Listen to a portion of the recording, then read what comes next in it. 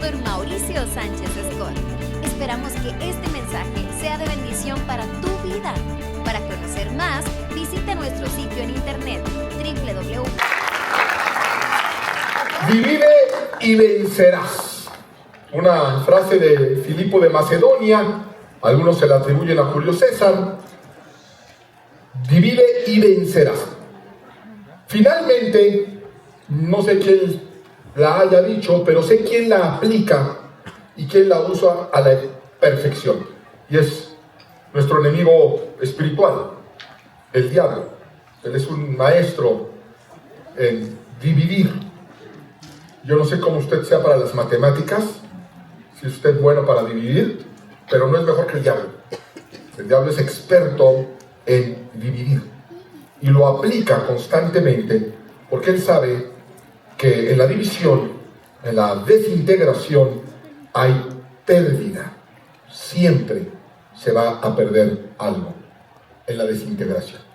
Yo no sé si usted vio una caricatura, yo creo que sí, muy famosa, del Pato Lucas, donde salió un marcianito con una pistola desintegradora.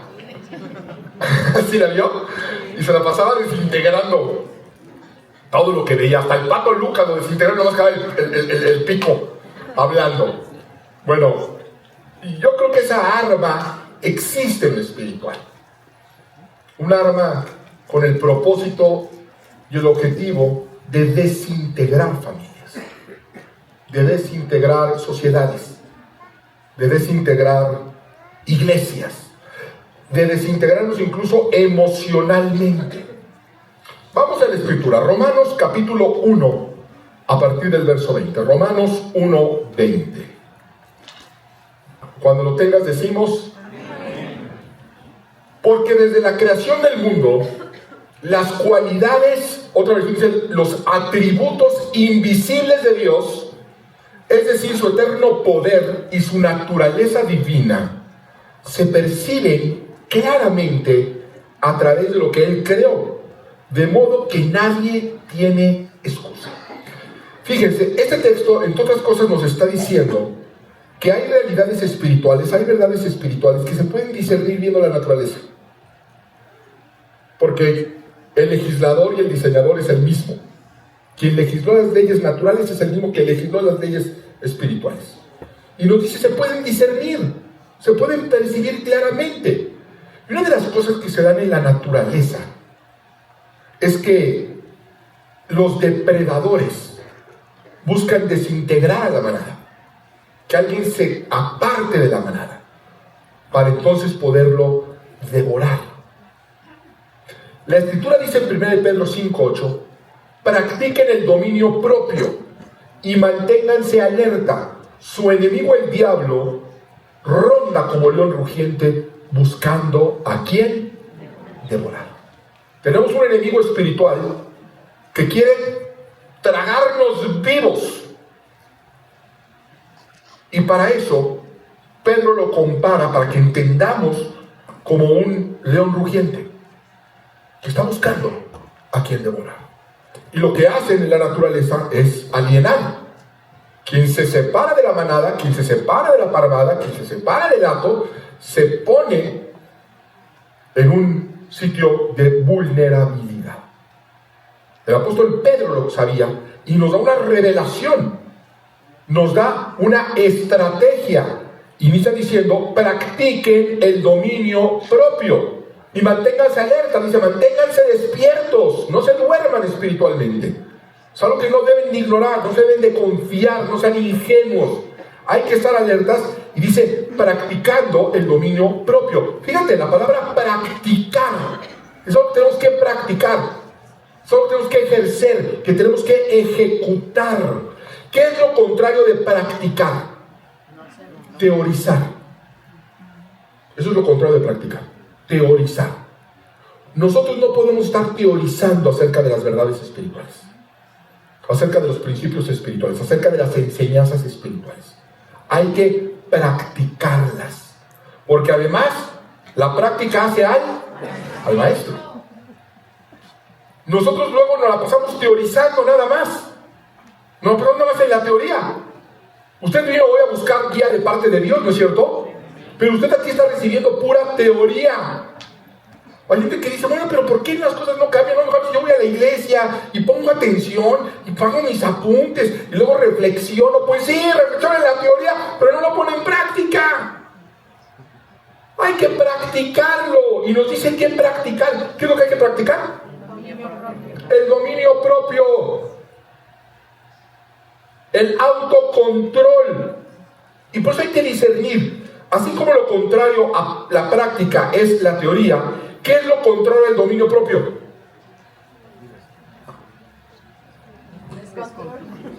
La subordinación.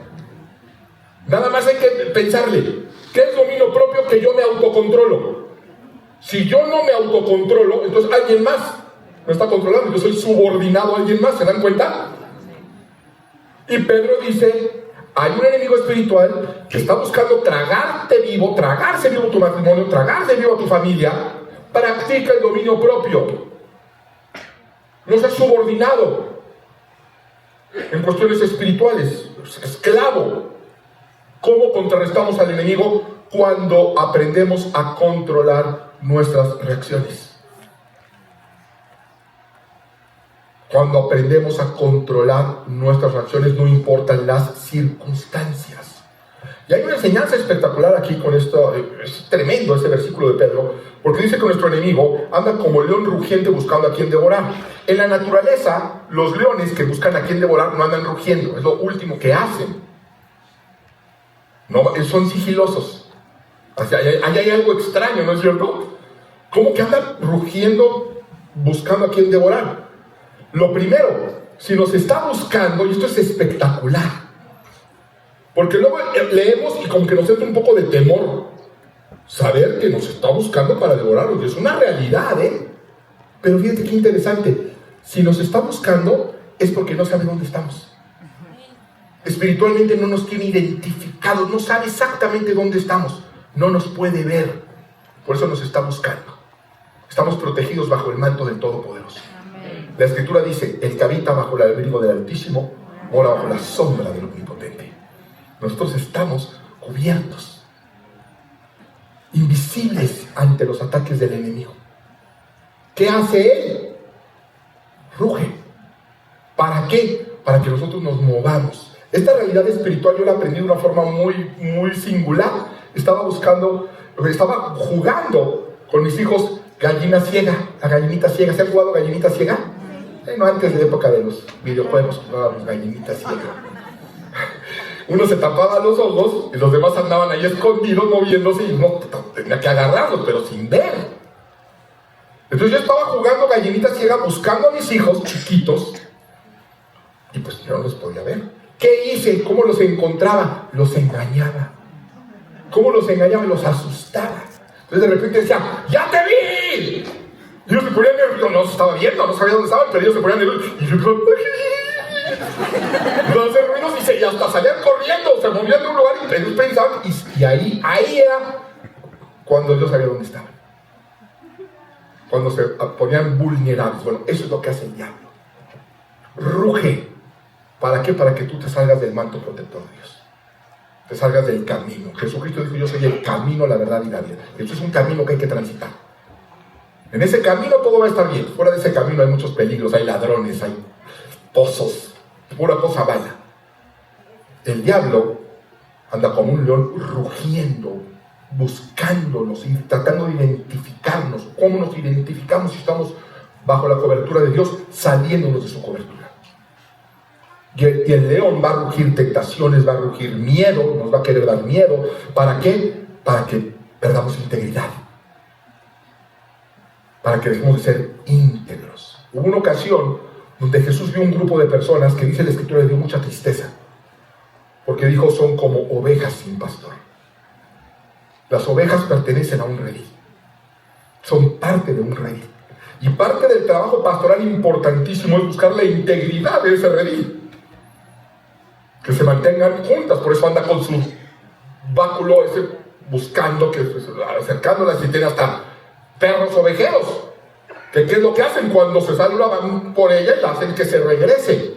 ¿Por qué? Porque en el redil, en la manada, hay seguridad. Aquí hay una seguridad espiritual. Cuando nosotros nos reunimos, por eso la Escritura dice: mirad cuán bueno y cuán delicioso es habitar los hermanos juntos en armonía. Lucas capítulo 11, verso 17. Lucas capítulo 11, verso 17. Como él conocía sus pensamientos, les dijo, es Jesús quien va a hablar: todo reino dividido contra sí mismo quedará asolado, y una casa dividida contra sí misma se derrumbará. Una casa dividida no puede prevalecer. No lo digo yo, lo dice Jesús. Por eso el diablo tiene intereses en dividir tu hogar, en dividir tu matrimonio. ¿Por qué? Porque esa casa va a colapsar irremediablemente, va a ser asolada. Por eso tenemos que luchar y trabajar en la integración de una manera íntegra. Hay seguridad ahí, y no solamente hay seguridad, hay dirección divina. Nosotros nos reunimos aquí, ¿a qué? A buscar dirección de parte de Dios, ¿no es cierto? Nosotros queremos que nuestra vida mejore. ¿Sí, verdad? Sí. Digo, igual viene usted otra cosa, no sé, que lo asegura. Buscamos dirección de parte de Dios. Fíjate que lo que nos dice la Escritura, Proverbios capítulo 11, verso 3. ¿Cuántas veces no le has dicho: Señor, dirígeme? Y dices: es que Dios no me responde, es que Dios no me dice qué hacer. No, es que tú no pones atención. Seguramente hoy llegaste aquí: Señor, por favor, háblame. Dios te va a hablar por medio de su palabra. Proverbios 11, 3, ¿lo tenemos? A los justos los guiará ¿su qué? ¿Su qué? Su integridad. A los justos los guía su integridad, a los falsos los destruye su hipocresía. La Reina Valera lo traduce: la integridad de los rectos los encaminará. Dios cuenta con que seas íntegro para que puedas tener la guía de acuerdo al plan que Él diseñó para ti. Dios tiene un plan, Efesios 2:10. Dice: mira, le voy a abrir esta puerta, le voy a llevar a esta persona que la conozca. Todo eso lo tiene, pero Él cuenta con que vamos a ser personas íntegras. Si como va a ser íntegro, va a trabajar bien, y lo van a promocionar, y va a ser bendecido, y va a conocer a esta persona, y como es una mujer íntegra, se van a enamorar y va a hacer un lindo matrimonio. Dios cuenta con eso, con tu integridad. El problema es que se nos abren puertas, se nos abren oportunidades, y nuestra falta de integridad sabotea el plan de Dios para tu vida. ¿Qué nos va a guiar según la Biblia? ¿Qué es lo que guía al justo? Su integridad. Sin integridad estás totalmente fuera del plan que Dios tiene para ti. Hay protección y hay prosperidad. Proverbios 14:9. Ahí adelantito. En un mundo que dice que no tranza, no avanza, y todas esas ideas, fíjate lo que dice la Escritura. Los necios hacen mofa de sus propias faltas. ¿Se han dado cuenta de eso? Que hay gente que se siente astuta porque desplazó a alguien del trabajo, porque hizo que lo corrieran, porque pisoteó quién sabe cuántas personas para conseguir algo, y todavía se jacta de eso. La Biblia dice: los necios hacen mofa de sus propias faltas, pero los íntegros cuentan con el favor de Dios. Mire, muchas veces perdemos integridad por quedar bien con alguien, porque sentimos que puede ser una buena oportunidad para no perder un negocio, para no perder una relación, y queremos contar con esas amistades, queremos contar con esos recursos. Que no, yo quiero contar con el favor de Dios, y el favor de Dios lo tienen los íntegros. Sin integridad usted no cuenta con el favor de Dios. Cuenta con el amor de Dios, pero no con el favor de Dios, con la mano poderosa de Dios actuando a su favor. ¿Por qué? Porque somos personas íntegras y perdemos integridad por cualquier cosa. Proverbios 19:1, ahí adelantito: mejor es el pobre que camina en integridad que el de perversos labios y fatuo. En un mundo donde como te ven, te tratan, donde éxito es tener dinero, donde todo lo resumimos al éxito financiero, la Biblia dice, mejor es el pobre con integridad que el de perversos labios y fatuo. ¿Por qué? Porque el de perversos labios y fatuo va a caer. Pero el pobre que camina en integridad cuenta con el favor del Todopoderoso. Es así de sencillo. Es así de sencillo. Así que nos tenemos que preguntar si realmente hemos sido personas íntegras. Porque además la integridad es integral. Primera de Reyes, capítulo 9. Vamos al Antiguo Testamento, al primer libro de los Reyes. Capítulo 9, a partir del verso 2. Andan muy calladitos hoy, Cuando Salomón hubo acabado la obra de la casa de Jehová y la casa real, y todo lo que Salomón quiso hacer, Jehová apareció a Salomón la segunda vez, como le había aparecido en Gabaón. Y le dijo Jehová, yo he oído tu oración y tu ruego que has hecho en mi presencia. Yo he santificado esta casa que tú has edificado para poner mi nombre en ella para siempre.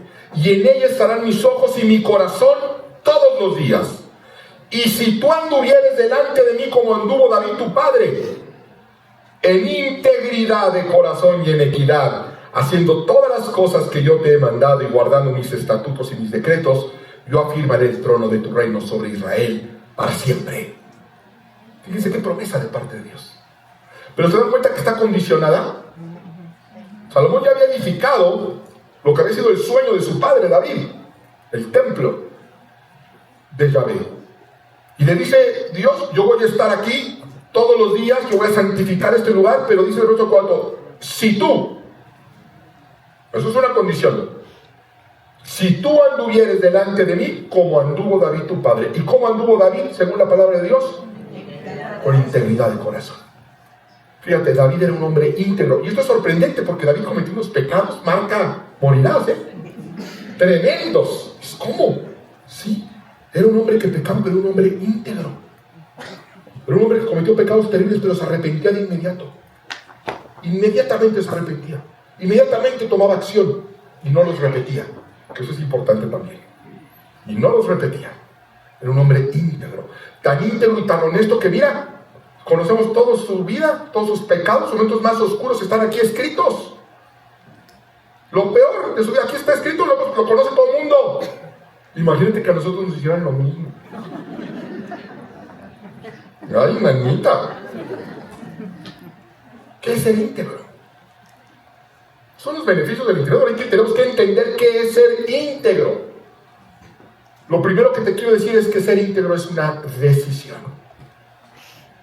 Uno decide ser íntegro. Y otra cosa, no hay nada, absolutamente no hay ningún poder en el universo que te impida decidir ser íntegro. Nada. No hay que no, es que sí quiero ser íntegro, pero no puedo. Es que nadie está imposibilitado, nadie, para decidir ser una persona íntegra. No hay ningún impedimento. Pero la gente no sabe cómo ser íntegro. Yo hablo mucho de integridad en casa, para mí es un valor fundamental, porque es escritural. Yo recuerdo que hace muchos años le dije a mi hijo mayor, un niñito, dije, es que no, hay que ser íntegros, hijo. ¿Y cómo, qué vas a hacer para ser íntegro? Y me costó, pues comer más pan integral. Estaba chiquitito. ¿Qué es ser íntegro? Bueno, entre otras cosas es ser honrado. Lucas capítulo 16, verso 10. El que es honrado en lo poco, también lo será en lo mucho. Y el que no es íntegro en lo poco, tampoco lo será en lo mucho. Tú no puedes ser una persona íntegra si no eres una persona honrada. Honrado tiene que ver con honra, con una vida honorable. Ser honrados en todo, en todas las esferas y en todas las dimensiones. Hay una anécdota de John Rockefeller, que creó una dinastía de multimillonarios, en el cual se cuenta que este hombre, que creía mucho en los valores y en el crecimiento humano, cuando una persona era contratada para alguna de sus múltiples empresas multimillonarias, siempre el último paso era tener una entrevista con él. Pero una entrevista muy informal y de muy poco tiempo. Ya habían pasado todos los exámenes, todos los requisitos, y cuando les decían ya, ese es el que se va a quedar, en todos los niveles, desde intendencia hasta una dirección general, forzosamente pasaban, el último paso era personalmente ver a John Rockefeller, que se daba el tiempo de recibirlos.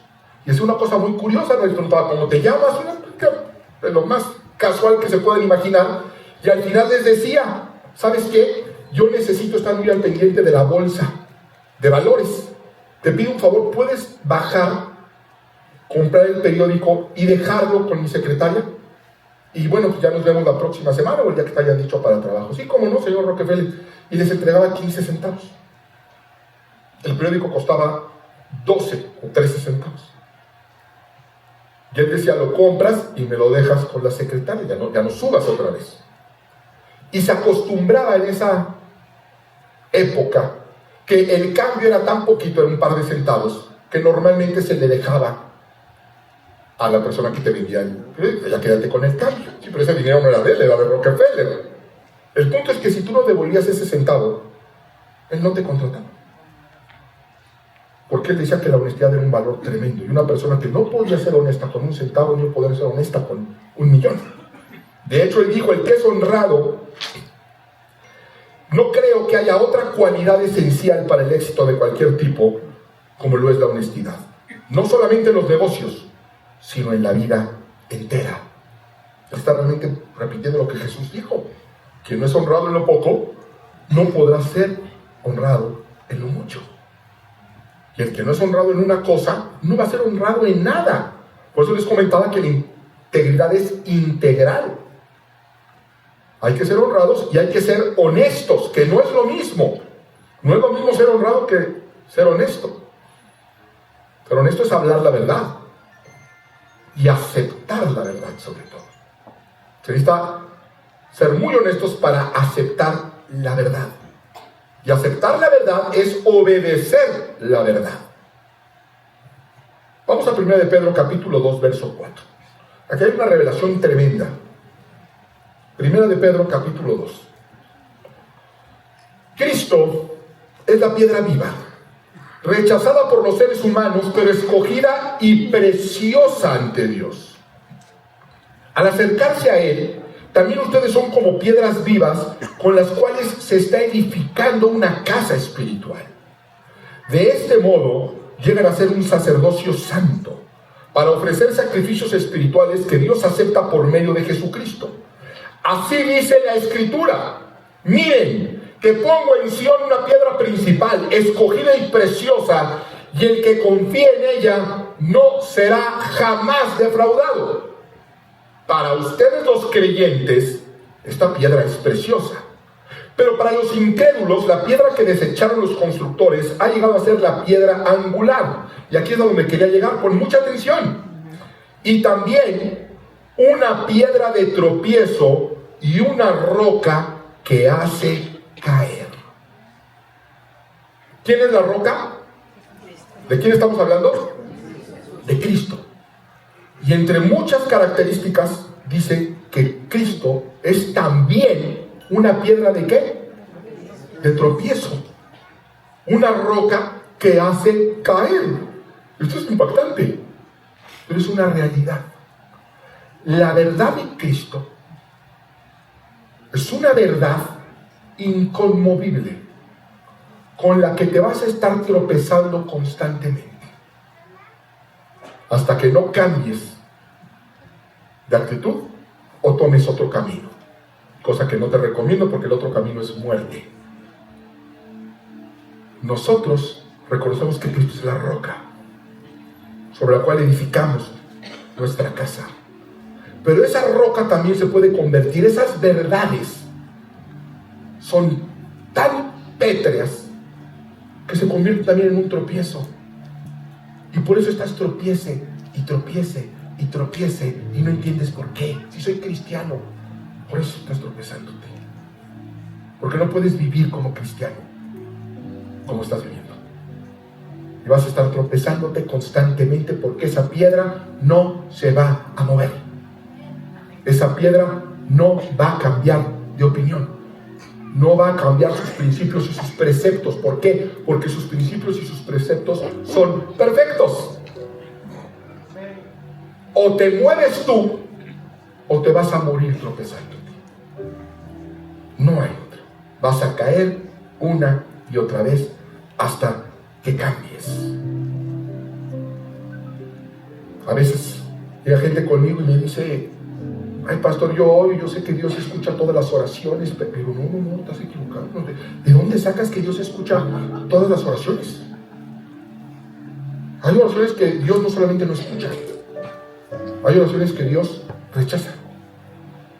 Hay oraciones que no solamente Dios rechaza e ignora, hay oraciones que Dios aborrece. ¿Sabes que aborrecer es algo todavía un nivel más arriba de odiar, verdad? Es una mezcla de odio y asco. Hay oraciones que a Dios le dan asco, que le parecen muy desagradables. Nosotros no queremos levantar ese tipo de oración, ¿verdad? Y sin embargo, es muy probable que lo estemos haciendo. Proverbios capítulo 28, verso 9. Por eso es importante que tengan la palabra de Dios en la mano. Proverbios 28, 9. Y dice así: ¿Dios qué? ¿Cómo dice? Dios aborrece. ¿Qué aborrece Dios? ¿Dios qué es amor? ¿Qué aborrece el Señor? Dios aborrece hasta la oración del que se niega a obedecer la ley. Fíjate que para negarte a obedecer la ley es porque ya conoces la ley. Para negarte a obedecer una instrucción de Dios es porque has escuchado esa instrucción de parte de Dios y la conoces. Y si cada vez que nosotros nos negamos a obedecer lo que Dios dice y oramos, llega esa oración a Dios, me imagino así al alcalde y me dice: oye, llegó esta oración del hermano Mauricio. No, ¿pero por qué? Porque se rehúsa a obedecerme. Fíjate que no dice que no pueda obedecer o que no sabe obedecer. Sabe, entiende, se lo he dicho y se niega. Esa oración le es aborrecible al Señor. Yo sé que es una palabra muy dura, pero ahí está en la Biblia. No la estoy inventando yo. Ser íntegros es también ser fieles. Ya la fidelidad ya entró en desuso esa palabra, ya nada más se usa en aparatos de sonido. En un lugar donde se busca ya fidelidad, en los reproductores de audio.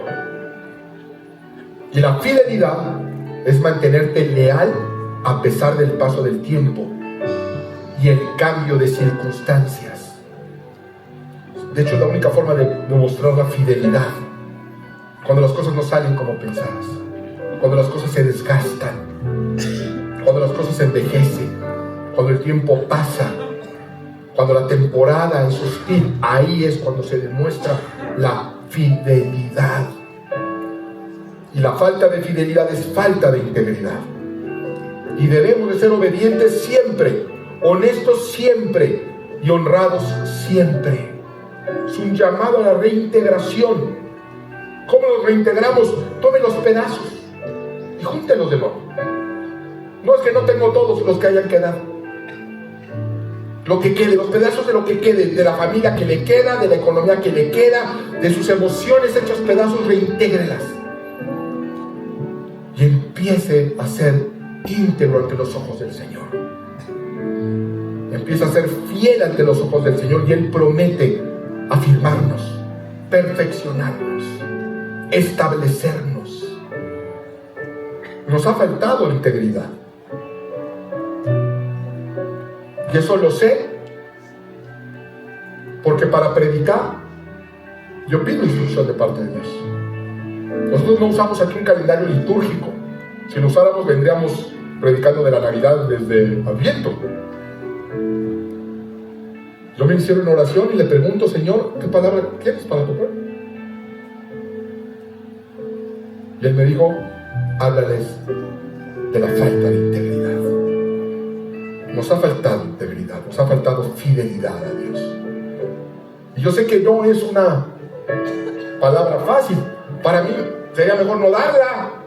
Mejor nos juntamos, nos emocionamos, nos motivamos todos, cantamos, aplaudimos y nos vamos de aquí bien contentos. ¿De qué te sirve si para el martes vas a estar igual? ¿De qué te sirve? De nada te sirve. Dios quiere cambiarnos. Dios quiere transformarnos. Dice la Escritura en Romanos 12:2, sed pues transformados mediante la renovación de su mente, nuevas ideas. Sacar ideas incorrectas y meter las ideas de parte de Dios. Y dice, para que comprueben la voluntad de Dios, que es buena, agradable y perfecta. Fíjate, la voluntad de Dios, todos sabemos que la voluntad de Dios es de bienestar, ¿no es cierto? Es de bendición, ¿sí lo sabe o no? Lo sabemos. Sabemos que la voluntad de Dios es que Dios es un Dios de prosperidad. Sabemos que es un Dios de sanidad. Sabemos que es un Dios de paz. Sí lo sabemos, ¿no es cierto? Que es un Dios de milagros. Lo sabemos, esa es su voluntad, la conocemos. Pero la pregunta es, ¿la has comprobado? Hay nomás dos. Y está bien. Está bien que te des cuenta que quizá conoces la teoría, pero no la práctica. Qué bueno que te des cuenta y que digas, ah, caramba, es verdad, Dios es un Dios que restaura, Dios es un Dios que sana, Dios es un Dios que hace milagros, pero a mí no. Sí, yo lo he visto, lo vi en el hermano acá, lo vi en el hermano de allá, pero yo no lo he comprobado. Pues dice Romanos 12, para que compruebe la voluntad de Dios.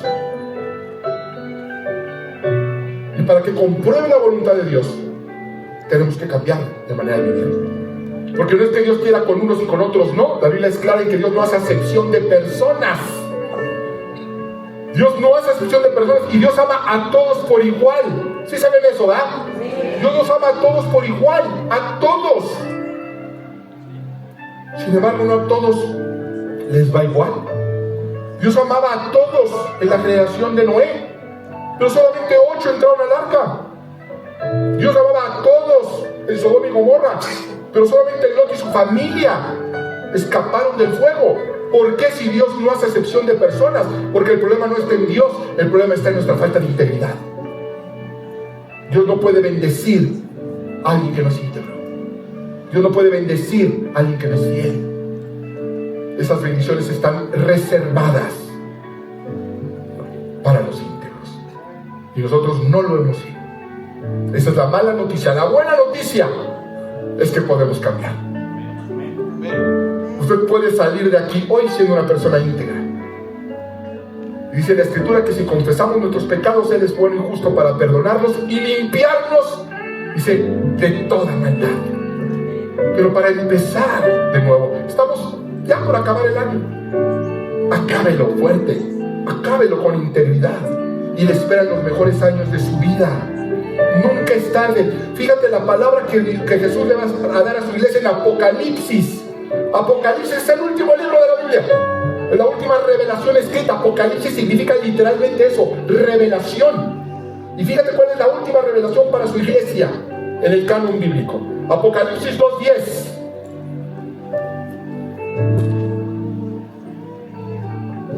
Sé fiel. ¿Hasta qué? Hasta la muerte. Sé fiel hasta las últimas circunstancias. Sé íntegro. Tope lo que tope, pase lo que pase. Sé fiel hasta la muerte, dice Jesús, y yo te daré la corona de la vida. El que tenga oído, que oiga lo que el Espíritu dice a las iglesias. Que Dios nos bendiga. Ministerios Vea con el pastor Mauricio Sánchez Escort. Esperamos que este mensaje sea de bendición para tu vida. Para conocer más, visita nuestro sitio en internet www.iglesiavea.com. Gracias por escucharnos.